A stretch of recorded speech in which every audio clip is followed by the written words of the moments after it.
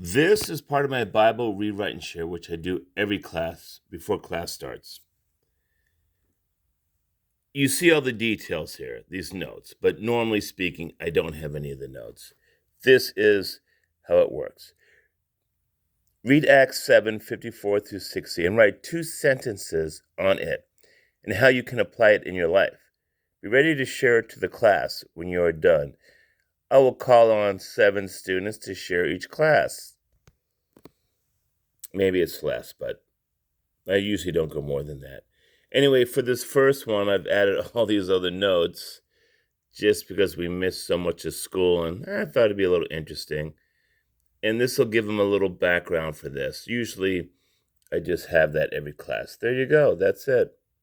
Bible, rewrite, and share. I did change this a little bit.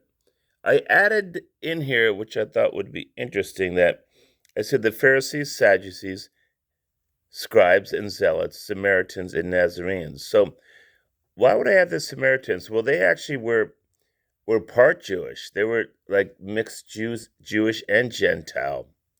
They were, of course, considered the lowlifes.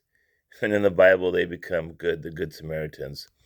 But Jesus did speak to them, the woman at the well, and told her that the true worship comes from the people of Jerusalem, right? The Jewish people, because the Samaritans were mixed, and they try to worship on another mountain. And then I added Nazarenes, which is never added to this group, but the Jewish people of the first century called the early Christians Nazarene, and Paul was called a Nazarene. Of course, it comes from the Hebrew word natsar, which means branch. Natsar, and Natsar, that Jesus was from Natsar. In the Bible, we say in English as Nazareth or Nazarene. It's the same thing, Natsar, it means branch.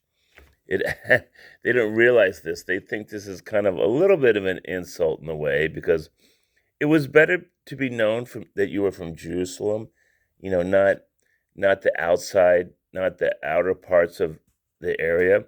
And Nazareth was basically a know-nothing, low-life town, like, let's say, I don't know, Bakersfield. But they had no idea that they were actually saying Natsar, which in the Old Testament, the promised Messiah was the Natsar, the branch.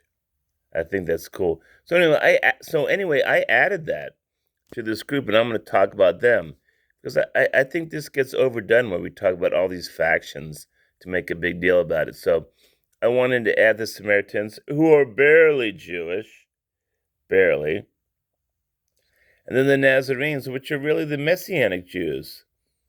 But, it's hard to say Messianic Jews because the Pharisees, though they were hypocritical in many ways, they did adhere to the resurrection, the angels, and all these groups would believe in the Messiah in some way, though they end up rejecting the Messiah. In fact, the prophecy is that he would be rejected by everyone.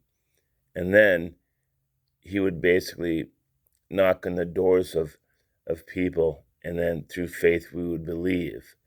But we do know that on the cross too, he was ultimately by himself. There it is. There it is. And I got a little photo here, the Conversión de Pablo. I just use a different picture in each one. That's supposed to show Stephen, the conversion of Pablo. Actually, no, you know what? Dang, I got the wrong photo there. That's I gotta change that. I have to change that. You know what? See that? It's always something new to be learned every day. Anyway, that's Paul getting converted, which is part of the story here. On the way to Damascus, how he gets converted, becomes the greatest writer. But I actually wanted to have a photo of Stephen there.